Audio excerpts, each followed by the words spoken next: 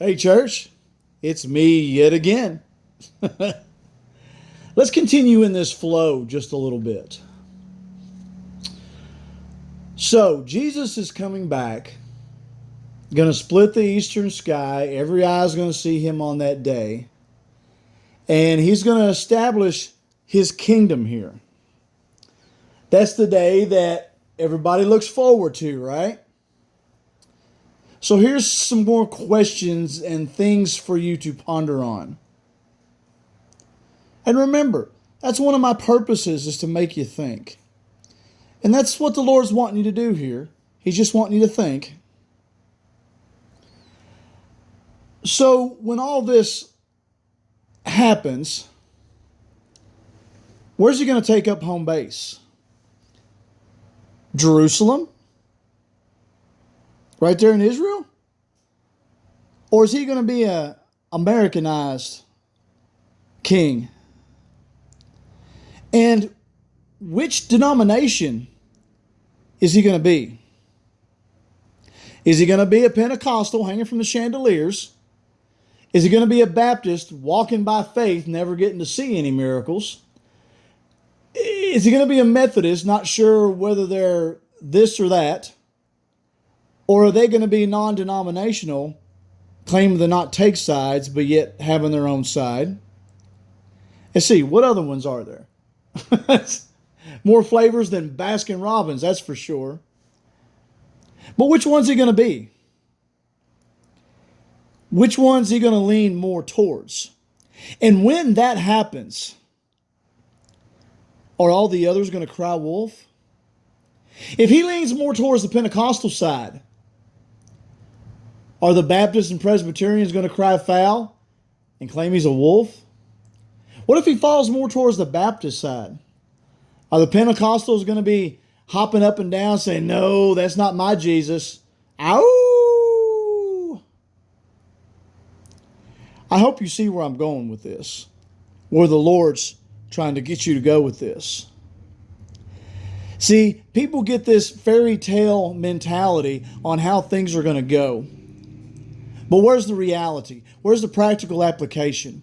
Because y'all know as well as me, if Jesus was to come back right now, there is no way everybody on this world that claims to be a born-again believer is going to jump on that wagon.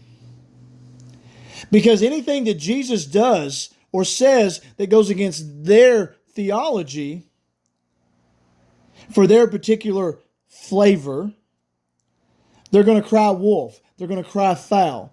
That's not my Jesus. And y'all know what I'm saying is right.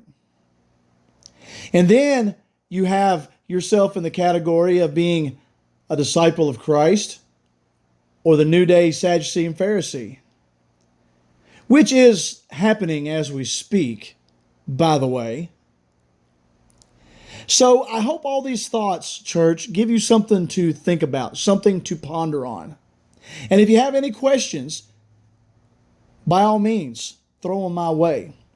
A lot of times, some of these things are inspired by the kickback, the input, the questions I get from people, providing the Lord turns me loose with it. Which is something that I hope people understand and have faith in God, not me, faith in Christ and what He does through me, that when I speak, I am His prophet. I do speak for the Lord. Whether you accept it or not is up to you. The Sadducees and Pharisees never accepted Christ for who He was, and He was the Messiah. So, yeah, there you go. I have dealt with all this for 31 years. Yeah, I had that one in there. It's 31 years. It was 31 years this summer. I've been called a wolf. I've been called false. I've been called imaginary. I've been called egotistical. I've been called arrogant. I mean, you name it, I've been called it. You can just imagine how much it bothers me and tears me up and how much sleep I lose over it. I know who I am in Christ. I want everybody else to know who they are in Christ. I don't want you to know about your pastor and how good of a speaker he is. I don't want you to know how good that fella up the road is at speaking, so you go see him on Sundays. I don't want you to know about everybody else. Church, I want you to know about yourself, who you are in Christ, what your calling is, where God has destined you to go. Because all the things you want to see, all the things you want to experience, that's where it's going to happen. You can sit and wait for the magic to happen through somebody else till you're blue in the face. You can hold your breath kicking and screaming. It ain't going to happen. It's only, to use this again, when you look at that man in the mirror and you get to know him, you get to know her, that anything really starts to truly manifest. Anything outside of that is just a facade. It's a fictitious play, a stage performance that's being put on. Because if you don't know who you are, if you don't know who Christ is, and you don't know your purpose, you're just spinning your wheels, you're stuck in mud, you're like a kid sitting behind the steering wheel of a car, pretending to go through the motions, but the reality is, you're going nowhere. We are the church, not a building, and it's not an event. You still think it is? Show me. So many people, so often, want to make a challenge. You want to talk Bible? We can talk Bible, but you better come loaded for bear. Okay, I'm loaded for bear. You tell me where in the New Testament it refers to the church as anything less or anything other than God's people. The last time I can recall the temple even being referred to as the house of God was when Jesus turned over tables. I could be wrong in that.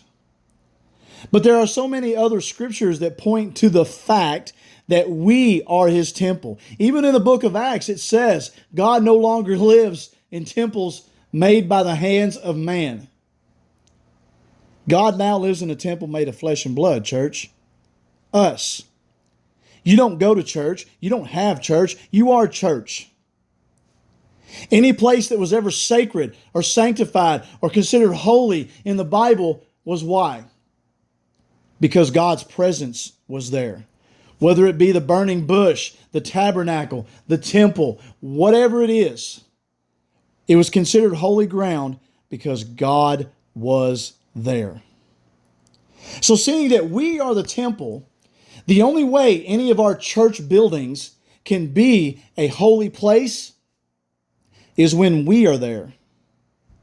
Because we are the God's habitation. The God's. Did you hear what I said? We are God's habitation. Now, I'm sure somebody could say something off the wall like, well, God is everywhere. God's presence permeates the whole entire globe. Yeah, you're absolutely right.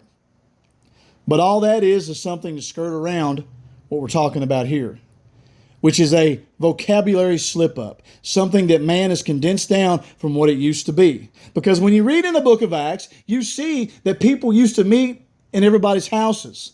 The reason church buildings come into existence is because nobody had a house big enough to accommodate everybody. So they had to start meeting in public venues. They had to find a building that could accommodate everybody. And then in grand human style, somebody took what God created and turned it into a stage show. Turned it into something other than what it was truly meant to be. Am I saying that the church doing things the way they are is wrong? No, those words have never come out of my mouth. What I'm saying is it has served its purpose. And now it is time to move on. There is more to come. If you think the stage shows, the theater performances, the concerts that everybody go to on Sunday mornings is the way it's going to be going forward, you've not been paying attention. You're not reading the same Bible I am, obviously. And these questions I've been asking are designed to make you think. think along these lines. It's like, okay, I see what's going on here. So, church, as always, let's move forward together, not separate. Anytime somebody lets offense get in and they get upset with somebody, there's another wall of division. Anytime somebody says something that upsets another and they let that seed take root, line of division. I have people that loved hearing what I said, loved hearing the things I would teach, until they discovered that Chad's a prophet? There's no prophets today. Come on. And then they just immediately shut me down, and nothing else I said, nothing else I do is anything less than offensive. And they think it's some kind of new occurrence. Hello, I've been a prophet for 30 years. Just because you weren't there when it all got established doesn't mean it doesn't exist. Now, I know a little bit of this sounds like a rant, and this is probably the longest audio I've had yet. The intent is to keep them short so people don't have to invest a whole lot of time in it. But I've talked before on how people call me direct. You want direct? Read the Bible. I'm not direct. I'm not blunt. I'm sugar-coated compared to our Bibles, compared to the people there. But at the same time, I wanted to show you that there is other levels to individuals. The difference between regular glass and tempered glass is the tempered glass has been tried with heat. I have been tried, I have been tested. I am one seriously tempered individual. And all you got is my word to take on that. I can be arrogant. I've been arrogant. I can be cocky. I've been cocky. But these days, it's just all in fun, kind of pushing buttons a little bit, instigating, as my wife calls it. But you know, church, I am who I am. And I've got plenty of people that love me for who I am. I got plenty of people that have accepted the calling that God has on my life. I wish everybody would. I want to see people get set free from the four walls so they can begin to understand what God's really got planned for us. Because as it was said in the poem, the things that are coming, the stuff that the church is doing now, it's not going to help you endure. You can sit for 2 hours lifting your hands to good worship music. And I'm sorry, when it comes to dealing with everyday life, you're still at some point going to have to put your hands down and go back out into the real world. And if you don't have the salt it takes to hold your own, you're just going to crumble. And I think I will stop with that because I have ranted on long enough with this. And it's kind of one of them things where it's like the one dude in the movie said, that's all I got to say on that. And I do that all the time being funny because as I talk, I'm listening to what the Spirit is telling me. If I feel the leading to go on, I go on. If I don't, I stop. Love you all.